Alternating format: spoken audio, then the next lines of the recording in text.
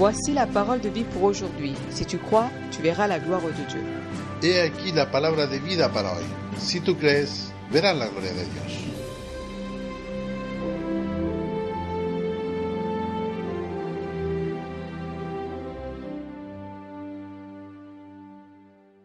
De Jésus. Alléluia.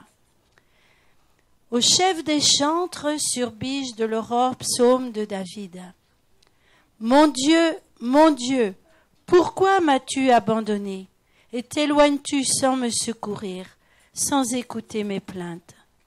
Mon Dieu, je crie le jour et tu ne réponds pas, la nuit et je n'ai point de repos. Pourtant tu es le Saint, tu sièges au milieu des louanges d'Israël.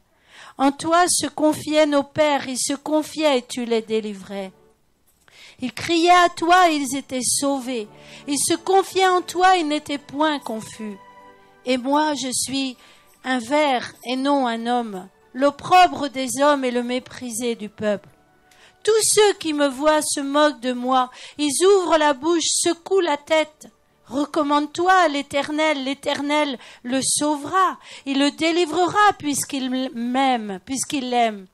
Oui, tu m'as fait sortir du sein maternel, tu m'as mis en sûreté sur les mamelles de ma mère. Dès le sein maternel, j'ai été sous ta garde. Dès le ventre de ma mère, tu as été mon Dieu. Ne t'éloigne pas de moi, quand la détresse est proche, quand personne ne vient à mon secours. De nombreux taureaux sont autour de moi, des taureaux de Basan m'environnent. Ils ouvrent contre moi leur gueule, semblables au lion qui déchire et rugit. Je suis comme de l'eau qui s'écoule, et tous mes os se séparent. Mon cœur est comme de la cire, il se fond dans mes entrailles. Ma force se dessèche comme l'argile, et ma langue s'attache à mon palais. Tu me réduis à la poussière de la mort, car des chiens m'environnent, une bande de scélérats rôde autour de moi. Ils ont percé mes mains et mes pieds.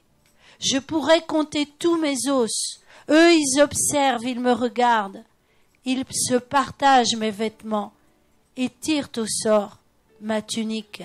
Et toi, Éternel, ne t'éloigne pas, toi qui es ma force. Viens en hâte à mon secours. Alléluia. Seigneur notre Dieu, nous voulons ce matin venir au pied de ta croix et te contempler. Oh, que ton esprit nous saisisse ce matin et qu'il nous accorde la révélation de ton sacrifice, de ton amour pour nous. Seigneur, je te demande que cette parole soit spéciale ce matin, qu'elle accomplisse une œuvre surnaturelle et spéciale, et qu'au travers de cette parole, Seigneur, des âmes soient sauvées, des vies soient libérées, des cœurs et des corps soient guéris. Seigneur, glorifie-toi.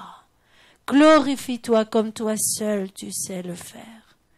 Ô mon Dieu, que l'huile sainte de ton onction repose sur ton instrument. Au nom de Jésus. Nous voulons aussi te prier pour notre frère Antonio qui est en voyage, te demander de le garder, de le préserver dans son corps, son âme et son esprit, et de le ramener au milieu de nous bientôt. Seigneur, que ta bonne main soit sur lui, que tu le sanctifies, que tu le préserves et que ton amour l'environne. Au nom de Jésus. Seigneur, merci pour ce que tu vas faire. Dans le nom de Jésus-Christ. Amen et amen. Vous pouvez vous asseoir. Alléluia. Gloire à Dieu. Gloire au Seigneur. Nous sommes ici en présence d'une petite partie du livre des psaumes. Le psaume 22, psaume 23 et psaume 24 sont une trilogie. Ils forment un ensemble. Ce sont des psaumes messianiques. Amen.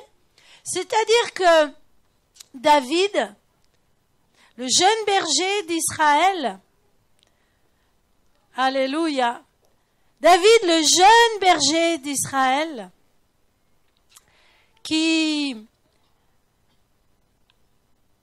saisi par la main de Dieu, est devenu par la suite le roi d'Israël. Quelques 5 siècles avant Jésus-Christ, quelques 500 ans avant Jésus-Christ, David a écrit une révélation puissante sur le ministère qu'allait accomplir Jésus-Christ. Amen. Gloire à Dieu. Béni soit le nom du Seigneur. 500 ans avant la venue de Jésus. C'est comme si aujourd'hui, alléluia, le frère Gustavo prenait un crayon ou un ordinateur et il écrivait un poème qui allait expliquer ce qu'allait vivre quelqu'un en l'an 2515. Vous imaginez? Avec beaucoup de détails. Amen. Gloire à Dieu. Béni soit le nom du Seigneur. Si vous voulez bien fermer la porte, frère, parce que, amen. Gloire à Dieu. Et là, nous avons le premier de ces 3 poèmes, amen, de cette trilogie, psaume 22, gloire à Dieu,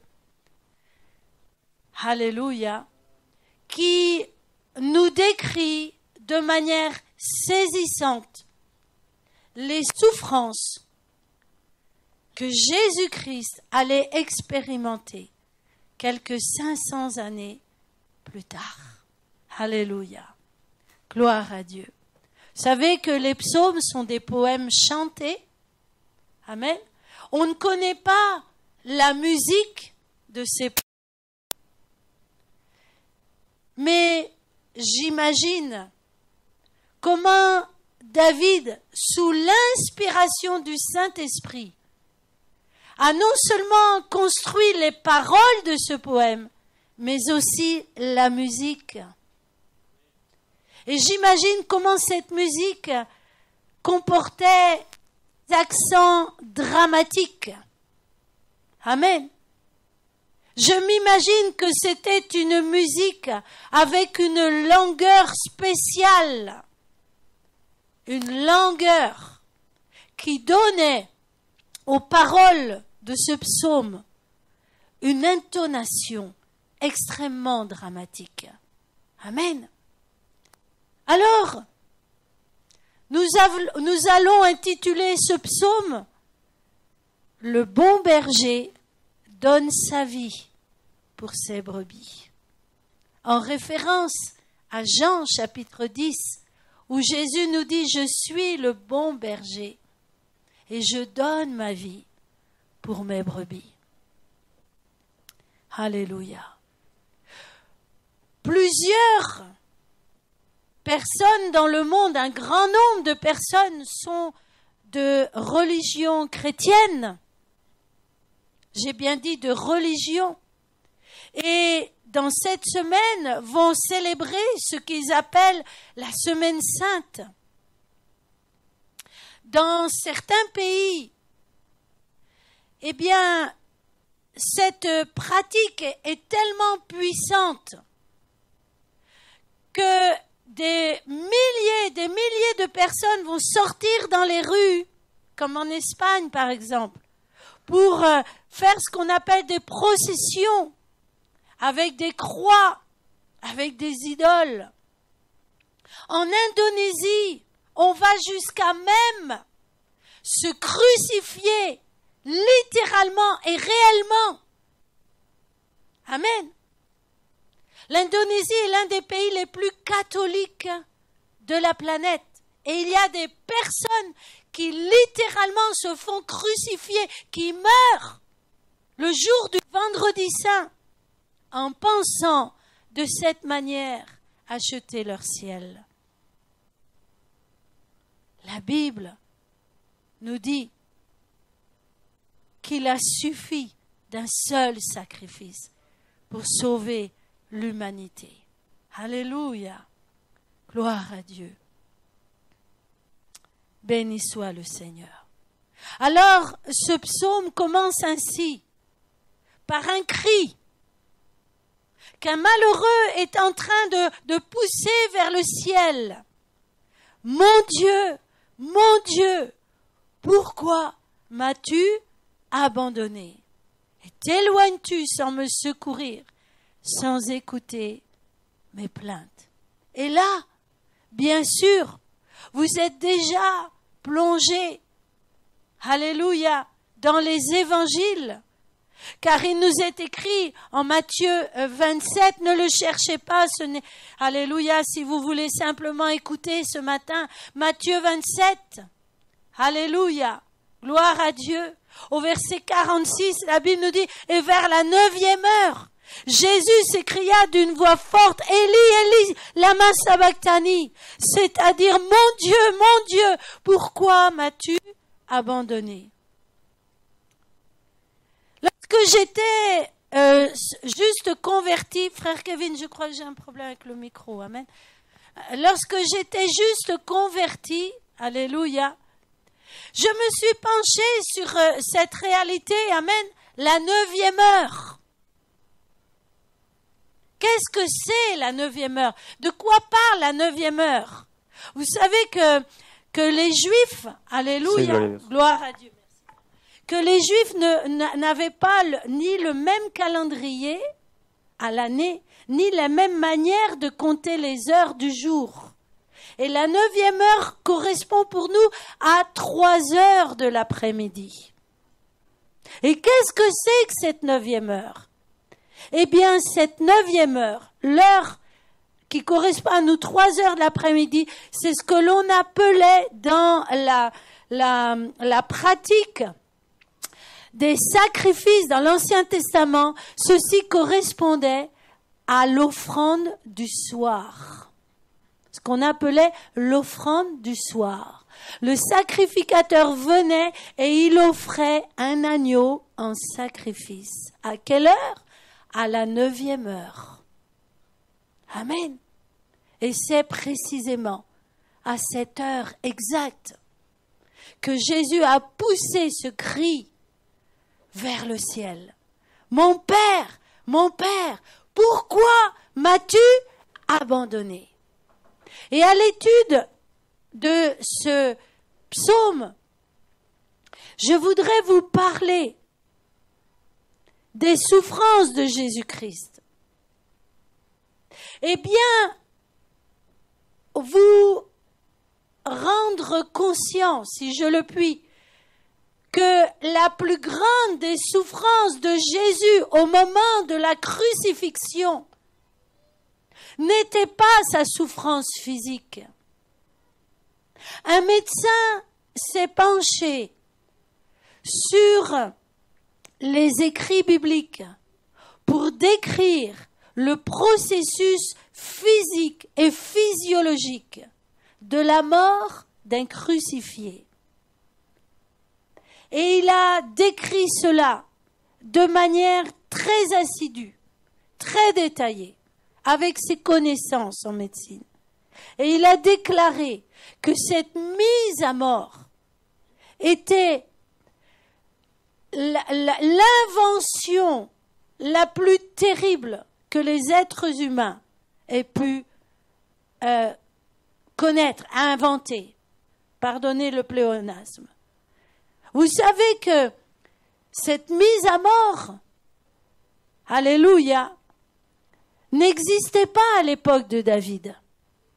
Quelle était la mise à mort, le moyen de mettre à mort quelqu'un à cette époque-là parmi les Juifs? La lapidation. Amen. Et certains historiens pensent que les Romains se sont inspirés des Phéniciens pour inventer cette mise à mort. Les Romains avaient d'autres mises à mort, d'autres systèmes.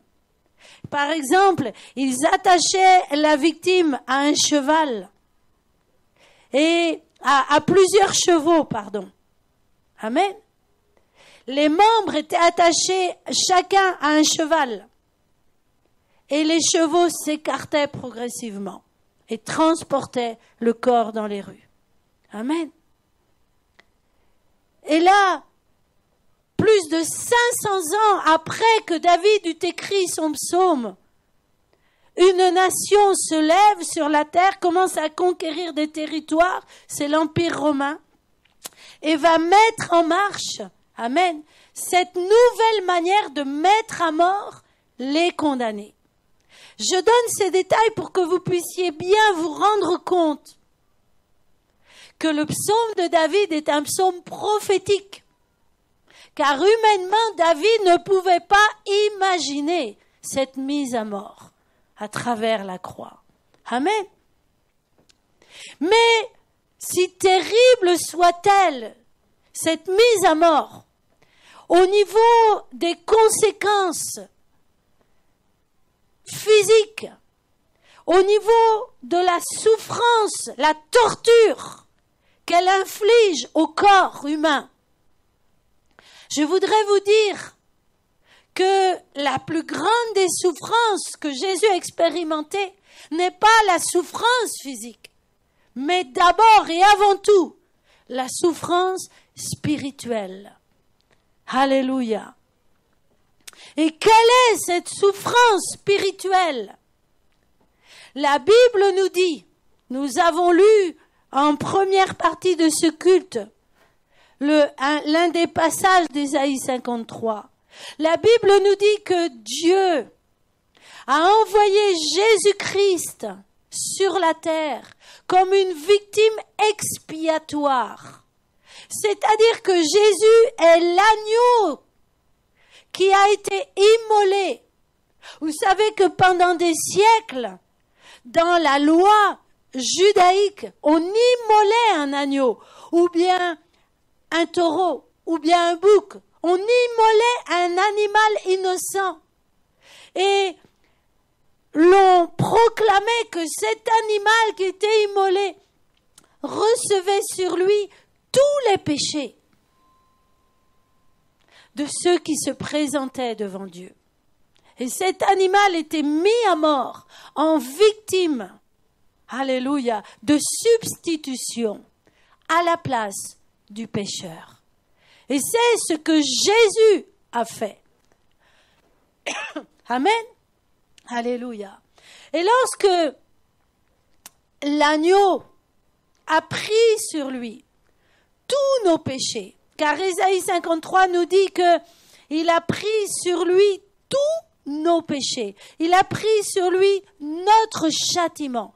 Lorsque Jésus a pris sur lui tous nos péchés, alors le regard de son Père, qui depuis le premier jour où Jésus a été conçu dans le sein de sa mère, le regard du Père éternel, qui pas à pas dans le cheminement terrestre de Jésus s'était tourné vers Jésus continuellement. Vous savez bien que quand Jésus, alléluia, le son n'est pas bon, hein, quand Jésus s'est fait baptiser, le ciel s'est ouvert, la voix du Père a proclamé, alléluia, gloire à Dieu. Voici mon Fils bien-aimé, en qui je prends tout mon plaisir. Amen. Jésus continuellement sur la terre a marché avec cette voix du Père qui venait dans son cœur. Oui, c'est en toi que je prends plaisir. C'est en toi que je prends plaisir. Alléluia. Gloire à Dieu. C'est en toi que je prends plaisir. Amen. Mais, alléluia, lorsque Jésus monte sur la croix, il prend sur lui tous les péchés de l'humanité. Alors, comme Dieu est saint, comme le Père est saint, il ne peut pas regarder son Fils, qui est recouvert de tous les péchés du monde. Et c'est là que le regard du Père doit se détourner de son Fils. Et c'est cela, la plus grande des souffrances de Jésus. Voir que son Père se détournait de lui. Amen. L'absence du Père. L'éloignement du Père céleste. Alléluia. Jésus sur la terre toujours était habitué à ce que son Père lui dise « Je prends plaisir en toi ». Et là, cette intimité, cette communion, cette approbation s'est trouvée brisée sur la croix. Amen. Alléluia. Mon Père, pourquoi m'as-tu abandonné? Jésus savait. Il connaissait la parole de Dieu. Il connaissait le psaume 22. Il savait qu'en montant sur la croix, son Père allait le laisser. Son Père allait l'abandonner. Pour un instant. Mais il a accepté le prix de cette souffrance.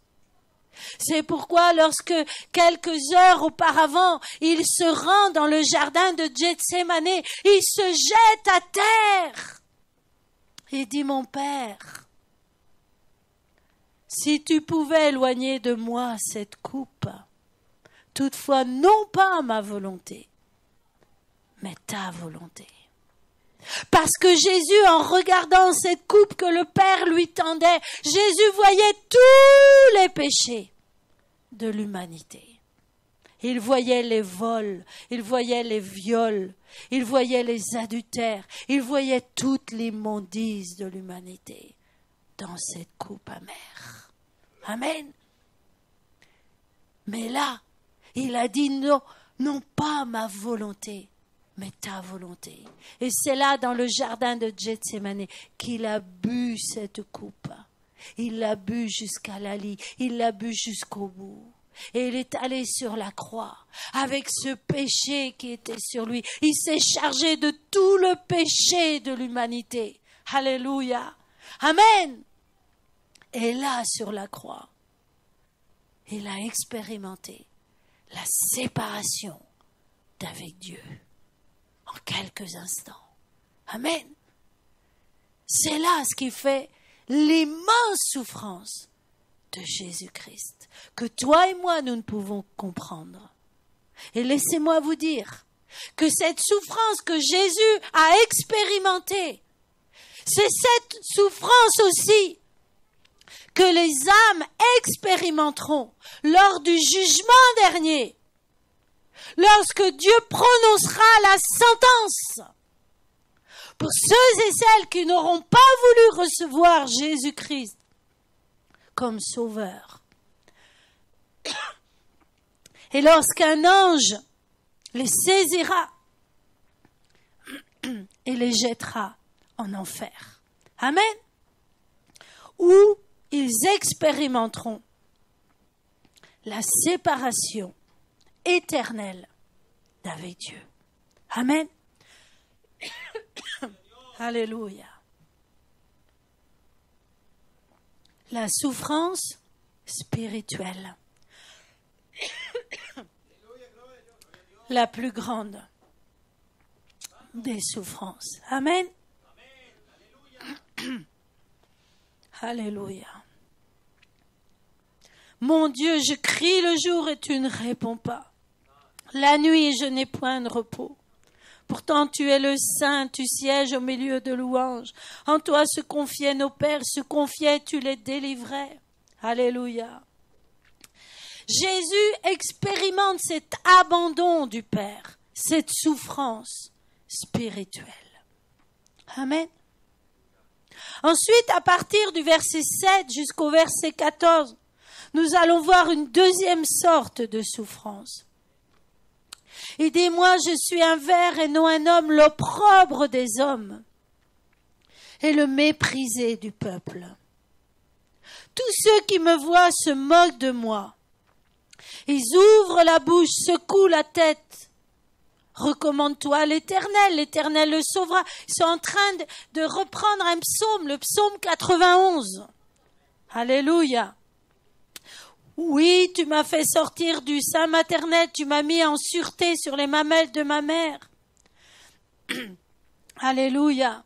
Verset 13. De nombreux taureaux sont autour de moi, des taureaux de Basan m'environnent. Ils ouvrent contre moi leur gueule, semblables au lion qui déchire et rugit.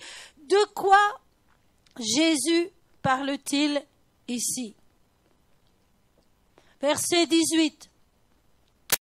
Il observe, il me regarde. Il se partage mes vêtements, il tire au sort ma tunique. De quoi parle Jésus ici? De sa souffrance affective, des autres qui le rejettent, des autres qui le méprisent, des autres qui se moquent de lui, des autres qui l'insultent, qui le calomnient. Alléluia.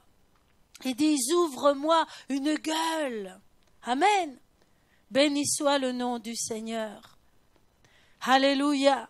Je suis l'opprobre de mon peuple. On se moque de moi. Ils me regardent, ils m'observent. Ils prennent mon vêtement, ils le tirent au sort.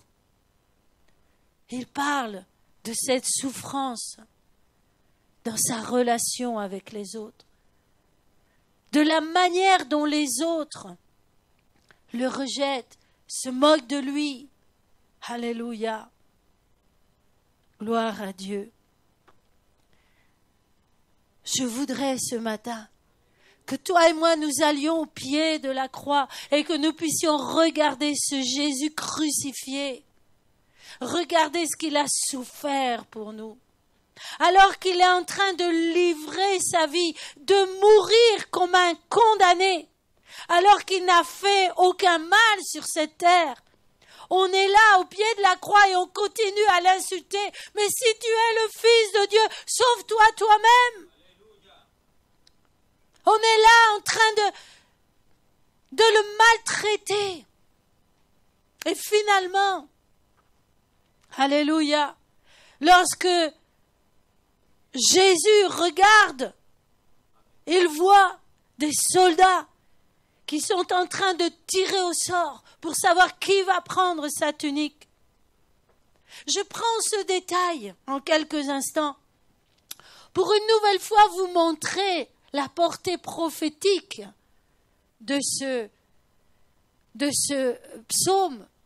Car quand Jésus s'écrie « Mon Père, pourquoi m'as-tu abandonné ?» On pourrait dire bien sûr, Jésus connaissait les psaumes. Il a pris le psaume, il a récité lui-même le psaume. Mais lorsque l'on lit ce passage où David dit « Ils ont pris ma tunique et l'ont tirée au sort », qui a fait cela? Les Romains. Et les Romains connaissaient-ils le psaume de David? Non pas. Amen. Alléluia. On prend son vêtement, on tire au sort son vêtement, avant même. Alléluia. Frères et sœurs, c'est terrible la nature humaine.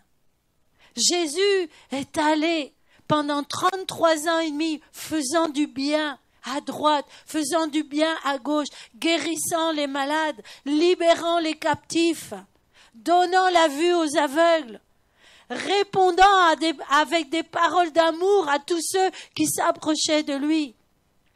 Et aujourd'hui, les êtres humains sont au pied de sa croix. Ils le voient en train d'agoniser, ils le voient en train de mourir et ils sont en train de l'insulter, de se moquer de lui. Amen. Gloire à Dieu. La souffrance affective. Amen. À partir du verset 15 jusqu'au verset 18, nous voyons la troisième souffrance de Jésus. Sa souffrance physique. Car la Bible nous dit que Jésus est venu sur la terre prendre une forme humaine afin d'expérimenter lui-même dans son corps ce que c'est que d'être un être humain. Alléluia. N'oublions pas que quand il a marché parmi nous, il était complètement homme, 100% homme. Et il a expérimenté dans son corps ce qu'était le sacrifice de la croix, la mise à mort d'un crucifié.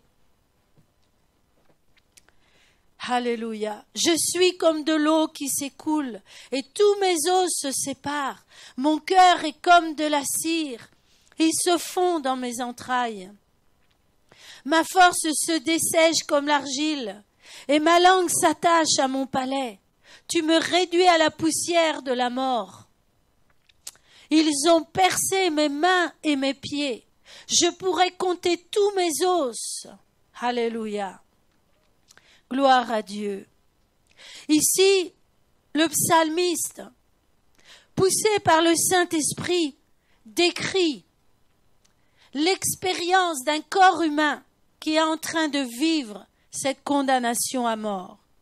Il parle de la dislocation des os et des mains et des bras, des épaules et du bassin.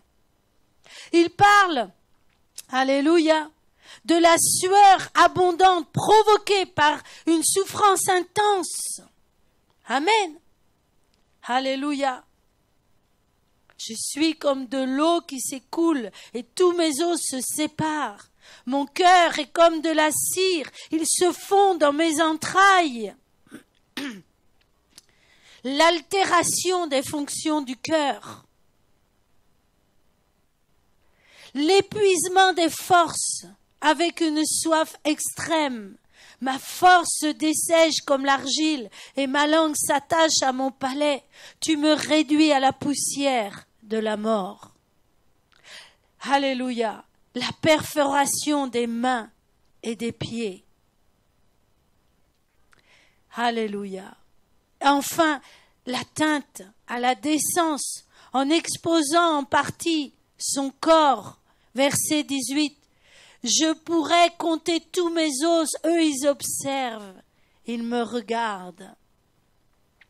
Alléluia. Gloire à Dieu. Béni soit le nom du Seigneur. Alléluia. Toute cette souffrance, dans cette semaine sainte, comme disent les religieux, combien sont ceux qui comprennent la valeur de cette souffrance. Amen. Qui pénètrent dans la profondeur de cette souffrance. Mais nous, chrétiens, nous sommes appelés à rentrer dans le lieu très saint. Vous savez bien que dans le temple, il y avait trois lieux. Il y avait le parvis, là où était sacrifié l'agneau sur l'autel des holocaustes. Et tout le monde pouvait voir ce sacrifice. Ensuite, il y avait le lieu saint, là où seuls les sacrificateurs pouvaient pénétrer. Et là, on ne voyait plus le lieu saint. Mais ensuite, il y avait le lieu très saint, là où seul le sacrificateur qui était désigné par tirage au sort une fois par an avait l'autorisation d'entrer. Eh bien, toi et moi, en tant que sacrificateurs, nous sommes appelés à pénétrer dans le lieu très saint. C'est-à-dire à rentrer dans l'intimité avec Dieu, à arriver jusqu'au lieu du sacrifice, à arriver jusqu'au lieu où l'agneau, alléluia, où le sang, alléluia, est versé et déposé sur le couvercle du propitiatoire. Et comme les anges, à plonger nos regards et à contempler ce sang versé. Car vous le savez, Jésus sur la croix, lorsqu'il a poussé son dernier soupir, la Bible nous dit que le rideau dans le temple s'est déchiré, exprimant ainsi la réalité spirituelle qu'à partir de la mort expiatoire de Jésus-Christ, eh bien, ceux qui croiraient en lui deviendraient sacrificateurs et pouvaient rentrer dans le lieu très saint. Alléluia! Car le rideau s'est déchiré depuis le haut jusqu'en bas, afin que personne ne puisse croire que c'était une main humaine. Depuis le haut jusqu'en bas, depuis le ciel jusqu'à la terre. Jésus a fait cela à travers son corps déchiré, son corps meurtri pour nous. Il a ouvert le tabernacle céleste et nous donne de rentrer dans le lieu très saint pour que nous puissions contempler ce sang qui a été versé par amour pour nous, la souffrance de la victime expiatoire. Alléluia. Oh, mon âme te bénit, Jésus. Gloire à Dieu. Mais ce psaume 22, alléluia, continue. Et au verset 23, à partir du verset 22, il y a comme une rupture dans ce psaume. Du verset 1 au verset 22, nous écoutons le crucifié qui est en train de décrire son état d'âme, qui est en train de décrire sa souffrance spirituelle, sa souffrance affective et sa souffrance physique. Gloire à Dieu. Oh, que nous puissions écouter Jésus qui nous parle de son amour pour nous. Que nous puissions écouter la voix de Jésus qui nous dit « Je t'ai aimé jusqu'à mourir pour toi. Regarde et entends ce que j'ai souffert pour toi. » Amen. Mais à partir du verset 23, il y a une rupture dans ce psaume.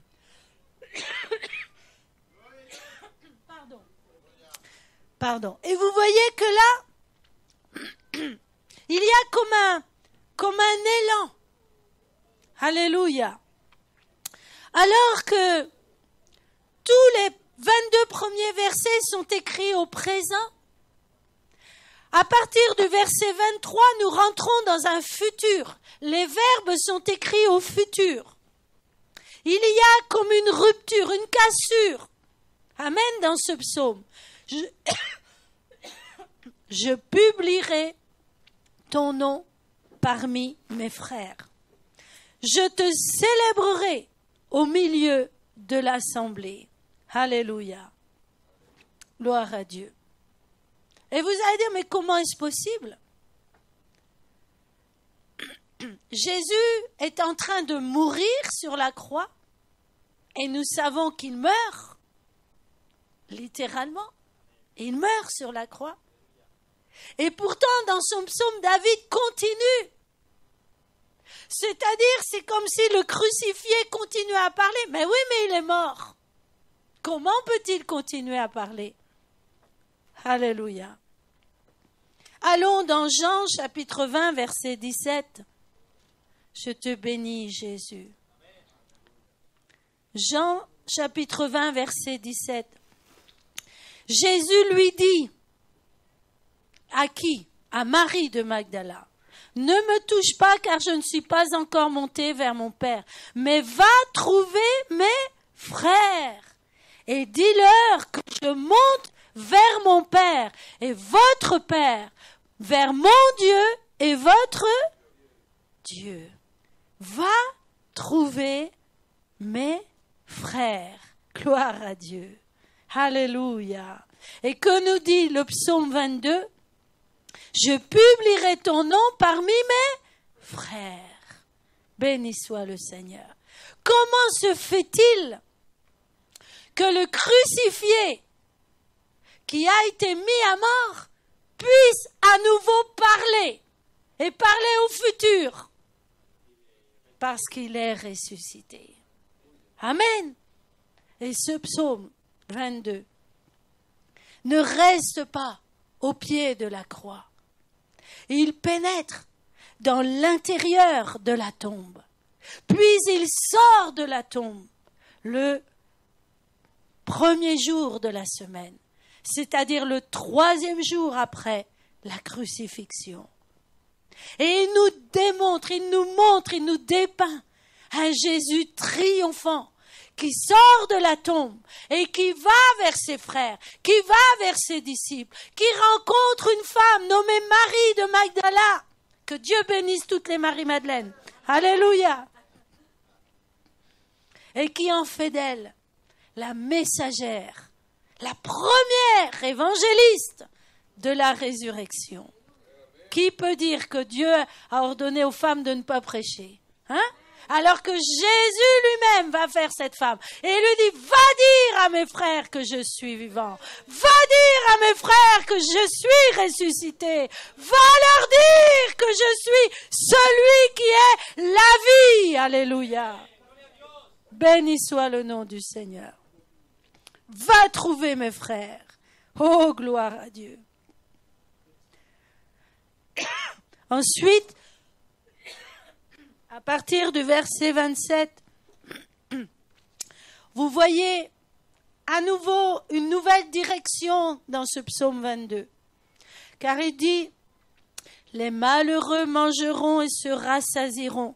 Ceux qui cherchent l'Éternel le célébreront. Que votre cœur vive à toujours. Toutes les extrémités de la terre penseront à l'Éternel et se tourneront vers lui. Toutes les familles des nations se prosterneront devant ta face, etc. Verset 31. La postérité le servira. On parlera du Seigneur à la génération future. Quand elle viendra, elle annoncera sa justice. Elle annoncera son œuvre au peuple nouveau-né. De quoi nous parle ce merveilleux psaume? Nous avons vu que la première partie nous parle de quoi? Du sacrifice de Jésus. Le bon berger donne sa vie pour ses brebis. Ensuite, la deuxième partie nous parle de sa résurrection. Et la troisième partie nous parle d'un peuple nouveau-né. Alléluia. Ceci nous parle de quoi? Du fruit de sa souffrance. Et quel est le fruit de sa souffrance? Le salut des perdus. Amen. Le salut des âmes. Et il dit, alléluia, elle annoncera son œuvre au peuple nouveau-né. Toutes les extrémités de la terre se tourneront vers l'Éternel. Jésus nous a dit, allez prêcher la bonne nouvelle à toutes les nations. Allez jusqu'aux extrémités de la terre. C'est pour cela que Jésus est mort sur la croix. Il est mort pour toi. Il est mort pour moi. Il a souffert tout cela. Mais il est venu au matin de Pâques vers une femme qui pleurait et qui lui a dit, va, annonce aux autres que je suis vivant. Et Marie de Magdala est allée vers les disciples. Elle a annoncé la résurrection. Et ensuite, les disciples sont sortis de la chambre haute et ils ont annoncé la résurrection. Et jusqu'à aujourd'hui, Dieu a trouvé des hommes et des femmes qui vont vers les autres annoncer la résurrection. Annoncer que Jésus est vivant, annoncer que Jésus sauve, annoncer que Jésus guérit, annoncer que Jésus libère, que Jésus transforme les vies. Amen. Gloire à Dieu. Jésus n'est pas mort tout seul sur la croix, simplement, alléluia, en train d'accomplir une prophétie. Non, la croix va plus loin encore. La croix, alléluia, alléluia, va bien plus loin. Le message de la croix va bien plus loin, frères et sœurs. Il va jusqu'à nous aujourd'hui. Amen. Jésus n'est pas seulement quelqu'un qui un jour est mort sur une croix. Il est quelqu'un qui par sa mort nous donne la vie. Amen. Par sa mort, il nous fait naître de nouveau. Et je te pose la question, est-ce que tu es né de nouveau? Ou bien tu as simplement une religion? Tu sais que Jésus est mort il y a 2000 ans sur la croix. Tu sais que Jésus est ressuscité. Alléluia. Mais ce n'est pas suffisant. Je te demande ce matin, si le sacrifice de Jésus est une réalité dans ta vie, je te demande ce matin, si le Christ ressuscité vit en toi, Je te demande ce matin, si tu es né de nouveau, si réellement la résurrection du Christ est venue vivre en toi, si l'esprit de vie qui a fait ressusciter Christ d'entre les morts habite en toi, oui ou non? Si tu n'as pas l'esprit de Christ, tu n'es pas sauvé. Amen. Pose-toi cette question. Est-ce que Christ vit en moi? Est-ce que son Saint-Esprit habite en moi? Est-ce que l'Esprit de Christ habite en moi? Est-ce que c'est une réalité dans ma vie? Pose-toi cette question. Et si tu ne sens pas l'Esprit de Christ en toi, si la vie de Christ n'est pas en toi, alors va à la croix et dis-lui, Seigneur, à ta croix je me prosterne, je te livre tous mes péchés, je te présente tous mes péchés et j'invoque ton sang précieux pour me purifier, pour me laver, pour me sanctifier et me faire naître de nouveau d'eau et d'esprit. Amen. Peut-être que tu es né dans l'Évangile, que papa et maman t'ont enseigné, que dans l'église on t'a enseigné, que tu as grandi avec cette certitude en toi que Jésus est mort et ressuscité, mais que tu n'as pas expérimenté la réalité de cette résurrection dans ta vie, la puissance surnaturelle de cette résurrection. Il faut que l'Esprit de Christ vienne en toi. Alléluia. Pour que tu naisses de nouveau et que tu sois changé, que tu deviennes une nouvelle créature. Alléluia. Hier à Lyon, nous avons prêché sur ce passage où il nous est dit que Marie de Magdala est allée prêcher aux disciples et ils ne l'ont pas cru. Ils ont fermé la porte de leur cœur. Frères et sœurs, lorsque Marie de Magdala s'est penchée aux pieds du Seigneur pour embrasser ses pieds, et Jésus lui a dit « Ne me touche pas ». Ensuite, elle s'est relevée, et Jésus lui a dit « Va », et elle est allée. Et je te pose la question ce matin. Si Christ réellement vit en toi, si comme Marie, tu as eu une expérience authentique et véritable avec le Christ ressuscité et vivant, alors, qu'est-ce que tu fais du message que Christ a donné à Marie?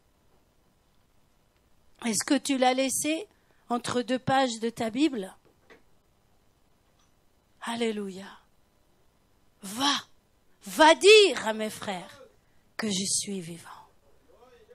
Oh, gloire à Dieu. Un chrétien qui n'évangélise pas, ce n'est pas normal. Amen. Ou bien tu n'es pas né de nouveau. Amen. Peut-être que tu n'as qu'une religion qui t'a enseigné que Christ est mort et ressuscité. Ou bien tu n'es pas né de nouveau.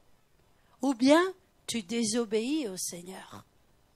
Parce que à tous ceux qui sont nés de nouveau, la voix du ressuscité retentit aujourd'hui encore. Et cette voix nous dit, allez, allez, allez. Je vous ai choisi, je vous ai établi, afin que vous alliez et que vous portiez du fruit. Allez prêcher la bonne nouvelle à toutes les nations. Oh, alléluia. Que le Christ ressuscité fasse entendre cette voix dans ton cœur ce matin. Que tu viennes briser au pied de la croix toute paresse spirituelle, tout égoïsme spirituel, toute froideur spirituelle, tout aveuglement spirituel. Alléluia. Et que tu puisses te relever de cette croix et dire, Seigneur, me voici, envoie-moi. Amen. Me voici, envoie-moi. Oh, gloire à Dieu. Écoute la voix du ressuscité ce matin. N'oublie pas qu'avant de ressusciter, il a été crucifié. Il a été crucifié pour ton âme, pour ta vie. Qu'est-ce que tu vas faire de Jésus? Est-ce que tu vas laisser Jésus dans les pages de ta Bible? Est-ce que tu vas laisser Jésus dans l'église? Est-ce que tu vas laisser Jésus dans ta religion? Ou bien si tu vas dire, Seigneur, j'ai compris ce matin ce que tu as souffert pour moi. Et je veux recevoir ton esprit en moi, l'esprit de vie, l'esprit du ressuscité, qui va me lever, alléluia, et qui va me faire aller vers les perdus, vers ceux qui errent sans Christ, sans Dieu et sans espérance dans ce monde. Alléluia. Nous allons baisser nos yeux dans la présence de notre roi. Seigneur mon Dieu, je veux te prier maintenant pour tous ceux qui ont entendu ce message. Et je suis la première à l'avoir entendu. C'est à moi d'abord que j'ai prêché.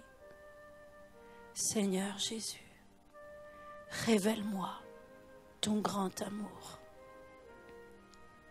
Mon frère, ma sœur, mon ami. L'église du mouvement missionnaire mondial à Grenoble vous invite à ses cultes au 85 rue Général Mangin. Le dimanche à 10h et à 17h, le mardi et le jeudi à 19h, venez et recevez la bénédiction de Dieu. Radio Samuel, la radio qui vous connecte avec Dieu.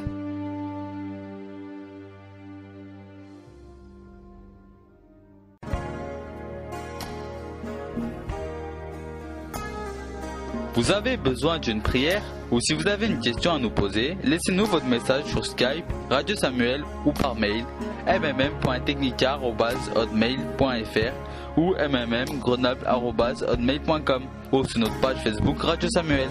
Que Dieu vous bénisse. Radio Samuel, la radio qui vous connecte avec Dieu.